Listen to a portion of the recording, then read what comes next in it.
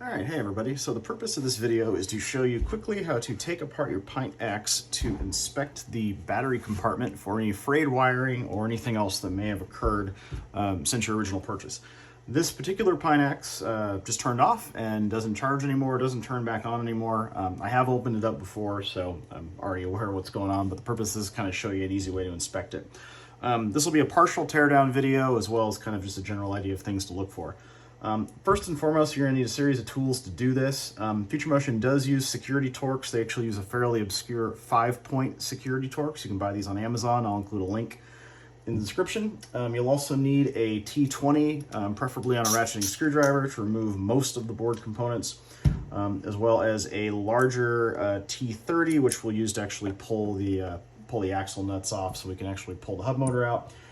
You may need just a small 1/4-inch ratchet, preferably with a 1/4-inch socket on there, to bust the big ones on the hub loose in case they are tight, and then also just a pair of needle nose to get the connectors off in case they are in fact stuck.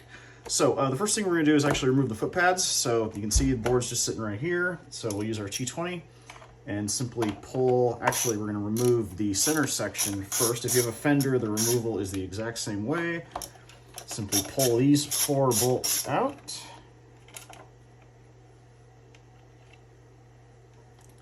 Two over here.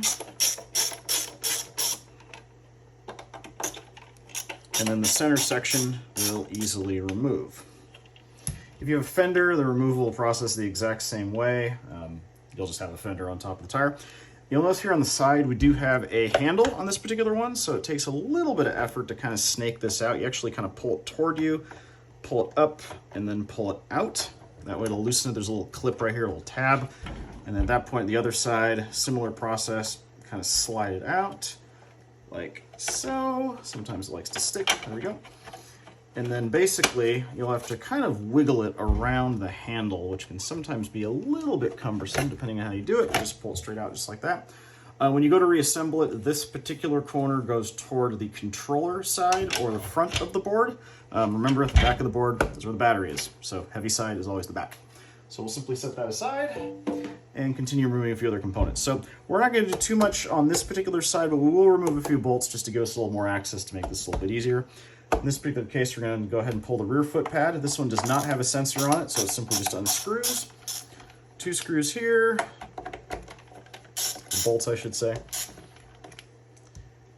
that point, get those guys out of there, and then we'll flip the board upside down and remove the other ones, just like so. Go ahead and pop that out. This particular board already had 2 screws that were missing on this particular side, but you would have 2 more T20 torques right here. T20 head torques. Remove these 2 here. These are longer. Most of the bolts on this are these shorter length versions. However, there are some longer ones here. Okay, once you do that, you should feel the front foot pad, or sorry, the rear foot pad fall away, just like so. We can set that aside. No longer needed. And then at that particular point, we'll actually flip the board upside down one more time, or right side up, I should say, and push through these 2 longer screws, which should just fall out the bottom. So these are the longer ones that hold on the rear foot pad. Next step will be to remove these 4 T20s.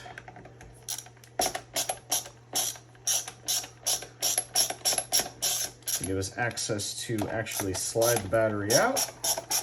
And we're already going to be at this side anyway, so we may as well pull these.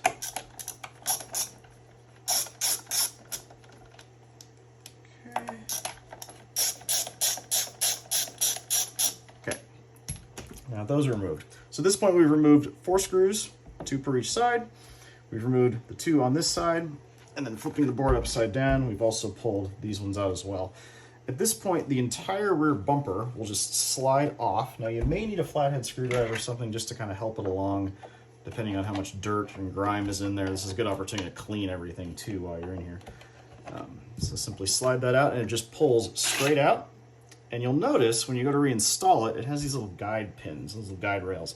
And those will actually slide right in just like that when you actually go to reinstall it. So, easy to remove. Okay, so we'll set that aside as well. Now at this particular point, because of the way the wiring is done, the front and rear sections are permanently connected, at least internally, externally. So you'll have to actually pull each component apart in order to unscrew connectors in order to remove these and separate them. So what we're actually going to do is we're going to pull off one of the side rails to give us a little bit more room as we kind of work around.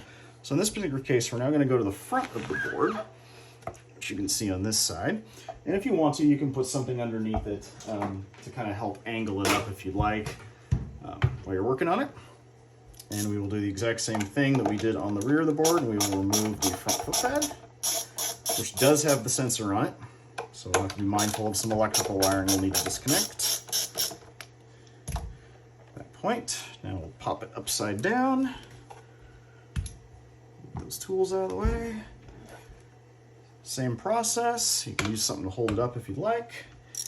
You have, in this case being on the front of the board, there's 2 screws. One on this side.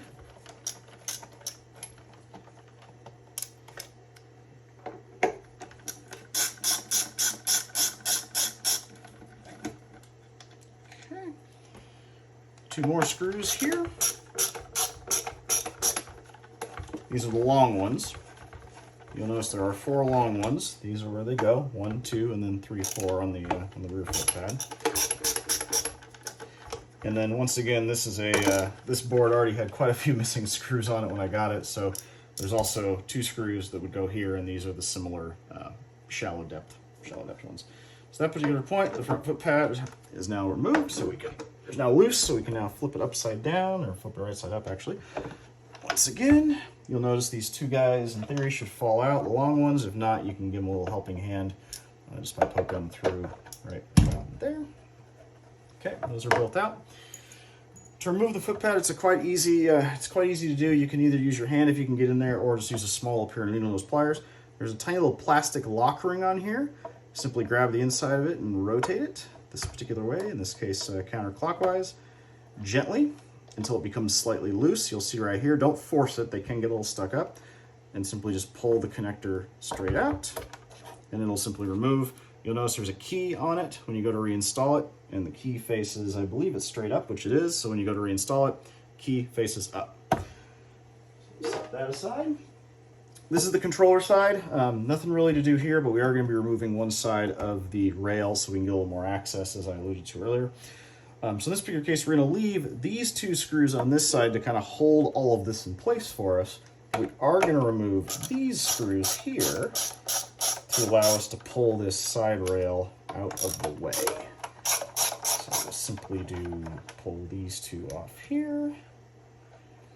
And then if we flip this upside down, once again, at this point we should be able to slide the bumper off. Same thing, sometimes you got to give it a little bit of force to remove it. Depends how much grime is in here that we need to kind of pull out of the way. Sometimes they like to stick. So you kind of rock it side to side, and eventually it will let go. Okay, there we go. That is now removed.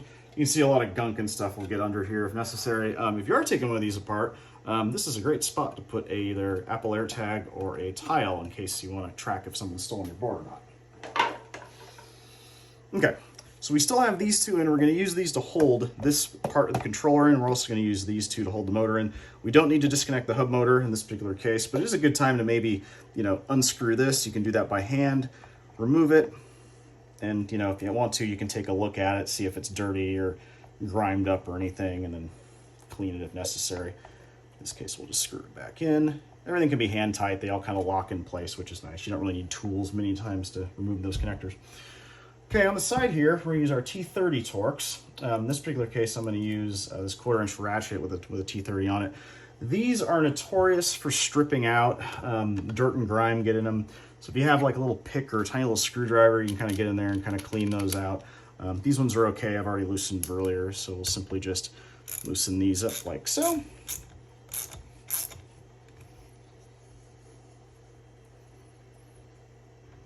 Okay, get that one out.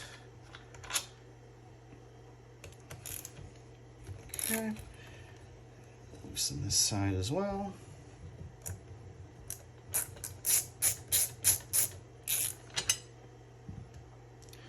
at this particular point, you can just simply lift, and this entire side rail will come off relatively easily. Sometimes this little unit right here will kind of stick in place. This is essentially the hub adapter. It's also a wire channel for the electrical harness here. For the main harness, goes between the controller and the battery box. There is keyed. There is a little pin dimple right there, which has to sit right there when you go to reinstall it. So make sure you get that lined up. You can see it will only sit in one position, just like so. So in that case, we're simply going to loosen that. We can now lift the battery box out of the way. So in this particular case, we're simply just going to undo these two here.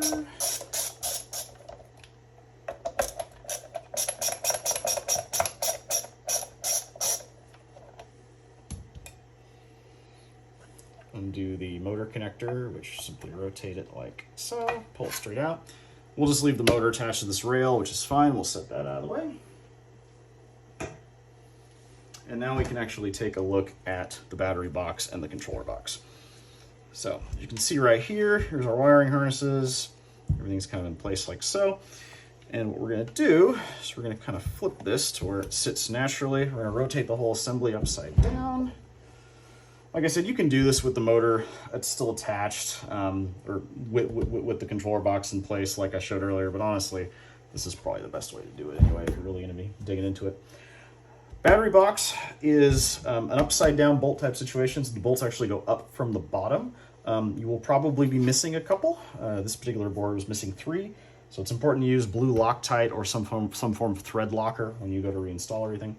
In this particular case, we'll go ahead and start disassembling the battery box. So we'll use our T20. And actually, never mind, that is not a T20. I forgot. We need to actually switch over to our security Torx. So our security Torx options, and this is actually a TS20, excuse me, and that is a 5-point security Torx that Future Motion likes to use to attempt to prevent us from getting in here, but thanks to Amazon we can. And we'll simply unscrew these, pop that one out.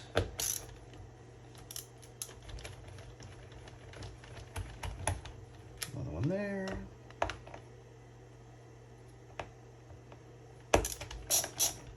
Another one there. A couple more on this side.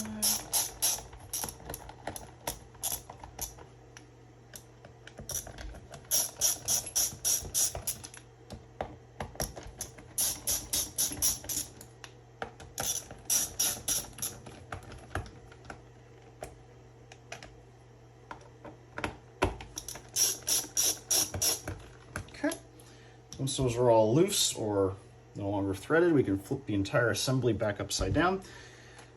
Careful for any screws that fall out. You will notice we are at the point right here where we will be, in theory, voiding the warranty. These stickers are bogus. They don't apply. There's warranty acts in place to prevent manufacturers from preventing you from voiding your warranty simply by opening the thing up. So if it's still under warranty and you do this preemptively, if something breaks later, there's ways to fight and navigate around that. So in this particular case, we have all the bolts loosened. We'll simply loosen up the battery cover. See, it's made out of aluminum. Set that aside. And here is our battery, and then hidden underneath this particular shield is our battery management system, our BMS. So next step we're going to do is we need to remove, first off, we can grab this O-ring. We can simply pull it out of the way. These do stretch over time. There are methods to shrink them back down, but you may need to use a little pick to slowly push it back into its channel when you go to reassemble everything. But for now, we'll simply set that aside. And we will now switch this out to a much smaller bit, which I believe is larger than what I have in this particular set. So what we'll do is we will grab another Torx here.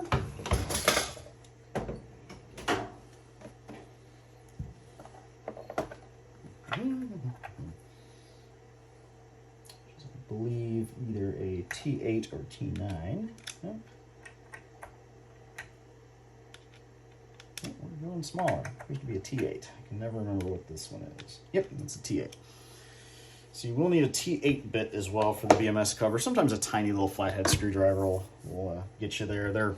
It's threaded into plastic. It's not difficult to remove. So you'll simply unscrew these, and this will give you access to the BMS. Now, at this particular point, which I probably should have mentioned earlier, you are working with a decent amount of power here. So it's important to be cautious when you're working inside of here. Lithium-ion battery explosions and fires and things do happen. I've had it happen. I've lost a house from a battery blowing up. So luckily it wasn't me. It was it was a laptop battery that decided to give up the ghost. So treat this very, very carefully. I like to treat them as a bomb and treat them with respect. So what we're looking at here is, here's our main battery pack. It's a 15S battery pack. And then sitting over here is our actual BMS. This is our feed wire coming in to the BMS here. This is our output that goes out to the controller. This is all of our balancing leads, which we'll be inspecting. This particular connector down here goes to your charger, which I'll talk about here in a minute. And this little 3-pin connector, or 3 wires, I believe it's actually a 6-pin connector, is the actual RS-45 serial link between the BMS and the controller to read battery data and things of that nature. I'll do another video later about installing an Onewheel chip in a Pint X, and which will require us to modify that particular connector. So first thing we're going to do is we're actually going to disconnect the BMS balancing wires, which we'll simply push on this little pin. We can actually lift up on it slightly, being very, very careful not to touch anything. It's all plastic in here, so you have a little bit of leniency. And we'll simply click, and you simply squeeze it and pull out gently. There you go. BMS is now disconnected. At that particular point, we want to give it a couple seconds, and then we're going to disconnect our main battery feed wire here, which you can simply pull on just like so. When you're removing these, be very, very careful not to nick any of the components next to the connectors. It's quite common for you to knock one of those off while you're in here. And these BMSs are rather expensive to find. They are repairable, but it is somewhat annoying to have to fix them. Next step, now that we can kind of angle this out, we'll disconnect our main battery, our BMS output feed that goes out to the controller. Just carefully lift that out. Same thing, we'll undo our BMS balancing wires, or not our BMS balancing wires, sorry, our RS-45 link to the controller. And then to get this little connector out, we use a tiny little flathead screwdriver. You can actually pick one side of it if you wanted to. There's a way, so we simply do that while putting a little bit of upward pressure on this connector. I simply just kind of grab with my hand, put a little bit of pressure on this particular side of it, just like so. Another one there, another one there. Sometimes it's a little bit finicky, and it actually lifts straight out, just like that. This connector, and let's do a quick little review of the BMS. So here's the actual BMS. In the Pint X, they both basically look the same. Right here we have our balancing connector. Here we have our RS-45 link that goes to the controller. It's the communication between the battery management system and the controller. This is our charging connector that goes to our outside port for charging. This is our output. This is our input from the battery. And then eventually, anybody who does like an Onewheel chip or anything like that, this little header here, these 5 pins will be of interest for actually connecting things. Now, real quick while we're in here, first thing to inspect is this connector right here. So this is the charging connector. This one's in really good shape. You can see there's no discoloration, there's no burning on it, there's nothing that's, special about it, or nothing unique about it in this particular case. Those who use the Hypercharger quite a bit, this connector is rated at, I believe, exactly 3 amps, and so is the charger for the fast charge. Over time, this can burn, this can start to melt. Usually it's the positive leg. And when that happens, it'll start to turn pretty much brown, and then it'll start to actually burn the inside of this connector. If you use the Hypercharger a lot, it's important to also inspect this. If you use the regular charger, it's a non-issue. Some people just remove the connector altogether and solder the wire straight to it, which does solve the Hypercharger problem, but this is a design flaw and something to keep an eye out if you're using the Hypercharger. That can melt. So we're going to temporarily set the BMS aside. We'll simply set it right there on top of the controller. And now we're actually going to remove the battery and inspect it for any form of damage. Now, like I said, this board turned off and never turned back on, so there's some hints as to what's actually happening. So there's a couple ways to remove the battery. I like to just literally flip it upside down and let it kind of fall out. And here's our battery. Now, the first thing we're going to notice about this particular one is the negative lead is broken completely off of the pack. This is not as common of a problem as the BMS balancing wire issue, which is pretty much on every single Pint X that was produced. Not sure about current generation Pint X's. Hopefully FM has fixed it. I'm not sure. But in this particular case, you can see they actually made the negative wire a little too short, And so just all that tension being pulled around this plastic here, this sharp plastic, has actually caused it to break right off. So obviously that's going to prevent the board from functioning. But more importantly, this is the BMS problem in terms of balancing wires, what I like to look at. If you look at these, every single one of them is just obliterated. None of them are broken yet, but they could arc, they could short out.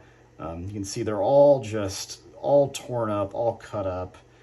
And it's every single Pint X has this issue. And the problem is it's a design flaw with the battery box. This is fine other than the short wire on this particular side. But to kind of show you what you're looking for is if you look at the battery box itself, there's plastic that is used to separate the BMS from the battery. You can see the BMS, it just sits right there. You know, we just remove it, the little cover that, you know, goes over it as such. So there's this little slot right here, and it's kind of hard to see. I'll get the BMS back out of there. And it sits right here. So when the battery is in place, it actually jams the wiring against this plastic ledge that is it's sharp. I mean, it's plastic. I mean, they didn't round it off or anything, and you know, you can actually grab it with the side of your hand, and you can, you know, probably cut yourself if you try hard enough. So in this particular case, this pack needs to be rebuilt. You can resolder this, of course. You can, in theory, wrap all these in tape and everything else, but I wouldn't trust it, frankly. So this particular pack needs to be completely disassembled, rebuilt, or just replaced. Chai Battery Systems, JW Battery, there's a bunch of guys that do rebuild these packs or just replace them. But this particular pack, I would kind of consider a goner unless you want to take the entire thing apart. It's just all the wires are chafed, all the wires are frayed. You can see copper in all of them, and it's just, I wouldn't consider this safe at all. Who knows how far it's eaten into it. Even if you wrap them in tape, you know, one good hit could possibly break them, and obviously this. So how do you rectify the problem? So first and foremost, if you have a lower mileage board, I'm actually not sure how many miles are on this particular one. Most boards I've seen, you know, 400, 700, 600 miles. These are starting to chafe, but they're not eaten through. So you can, in theory, save them. There's a few different ways to do it. You can, of course, just wrap it in electrical tape if you want. I like to use liquid electrical tape. It's just basically kind of goop it on. It's really, really good stuff. That's a good alternative to kind of protecting these, but that doesn't solve the overall problem. The overall problem here is you essentially want to grab a Dremel or a cutting tool or something of that nature and saw into your battery box. And so what you'd want to do is you can basically clean out, tear this little ledge out of here. I don't have an example of one right now. I haven't modified this one yet. But you can basically tear out this ledge right here and then kind of carve some of this out to just give this part of the battery harness a little more room. Because if you look closely, when you put this in here, and it might be kind of tough to see on camera, if you put this in here, you can actually see the battery. If I barely push down on this, you can actually see the BMS balancing wires move because it's pinching every single one of them against this little plastic ledge. So by simply cutting that ledge out, you'll actually kind of rectify the problem and you shouldn't have an issue going forward. If it is damaged, if you do see copper, you know, going through, look at the battery, look at the wire, see how damaged it is, and kind of come to your own conclusion. But this will cause all sorts of random issues with the BMS. The thing to keep in mind, Future Motion uses a charge and a discharge BMS. A lot of aftermarket Vest boards, we're just using charging BMSs. So this has the ability to cut power if it thinks there's a problem. If it loses a BMS lead, it will probably think there's a problem, and it can, in theory, cut power. Obviously, in this particular case, the broken feed wire from the battery is going to cut power before anything like that happens. And this is exactly how I found it when I took it apart. So I haven't even really been able to test a lot of these things yet to figure out what's going on until I rebuild the pack. But those are just a few things to kind of keep an eye out. Now, when you go to reinstall everything, so let's just say you've kind of ground that away, you've used some liquid electrical tape or maybe a little piece of, I like to use like little plastic sheeting, really, really thin kind of sheeting to kind of cushion, kind of wrap it around the harness here so it can kind of go through. But after you put it all back together, or you're getting ready to put it back together, the one thing to keep in mind is that there's a reinstallation order of the BMS so you don't blow anything up. It is an intelligent unit, so it is paying attention to battery cell voltages. So the way to do it, and so let's just pretend we fixed this, is first and foremost, you want to get your two connectors here for charging, which just pushes straight down, just like so. And then we got our RS-485 connector, which goes like so there. And at that particular point, we're actually going to connect our primary battery power. So there's a couple of different ways. Now, the board, in theory, could power up if we connect this feed wire. So we're not going to do that yet. We are going to connect the main power supply wire coming in from the battery into the BMS. So when you plug this in, give it about 20 seconds in order for it to boot up. So what it's actually doing is when you first connect this to power, the BMS actually does start up briefly. It's going to air out pretty quickly and shut back down because it realizes there's no balancing wires and it's not really going to know what's going on in terms of how the pack is doing. But after about 20 or so seconds, in this case, this one's completely broken, so we're not going to get anything out of it. After 20 seconds, then you can actually install the feed going to the controller. So what we'll do is we'll simply plug that in, plug straight in like so. And then after that, we can actually kind of slide it in place. And it's a really tight fit. And we actually can push these connectors down in here, and then the BMS balancing plug sits right on top of it. So when the whole thing is all assembled, it should look something like that, kind of nicely tucked in place, hopefully after you've fixed everything inside here. Once that's done, then you can actually put the lid on it, and the lid is actually what holds it into place. Now, the one thing you'll notice if I'm just kind of holding this in here is how tight it is around these wires. And this is just one thing I don't like about the Pint X, is there's just no room for anything to really move around here. So if anything's going to chafe, it's going to chafe all inside here, and that's exactly what's happening. So once you fix all that, kind of pay attention to this. Sometimes you may want to trim a little bit of the side of this, or make sure your wires are kind of all, you know, going in the same direction, but they're not pinched against, you know, tight pieces of plastic as they come from the factory. So that's really it in terms of, you know, opening one of these up and taking a look at it. Installation is simply put the thing back together. One thing to keep in mind, use blue Loctite on as many things as you can. You can buy it at any hardware store, any auto parts store, and you can simply just put a little dab of it just on the side of the bolt. You can see right here. All the controller nuts, all the battery box nut or bolts, run them snug, don't over tighten them. You can actually warp the plastic outer housing of this. I've seen a few boards where it's actually starting to mushroom a little bit, and that can cause water to go in. And on the O-ring, if for some reason the O-ring doesn't want to go in, you can actually take the O-ring and place it in boiling water for about 5 minutes, and that will usually get them to shrink enough where you can just set them in place. This particular one is a little bit large. As you can see, it doesn't quite want to fit right. So this particular one, I would need to do the same thing to kind of get it to fit. You can sometimes use a tiny little screwdriver and kind of pick it into place if you want, but it's a little more annoying. But otherwise, installation is simply putting it back together as reverse. Make sure all the threads are clean, make sure all the nuts are clean. This is a great opportunity to just clean the board. You know, if you look at the back of the controller, there's a lot of corrosion and just, you know, just from general, just kind of, you know, oxidation on the aluminum housing. So it's a good time just to kind of clean everything, inspect it all, and make sure it's all going well. There's not a whole lot to really touch on the controller side on a Pint X. This whole component's fairly reliable. Sometimes the XT60 connector in here can become loose if you're jumping it or, you know, bumping the board quite a bit. So that might be something you want to inspect. And once again, just pull these TS20 Torx out, and which is the five lobe security one.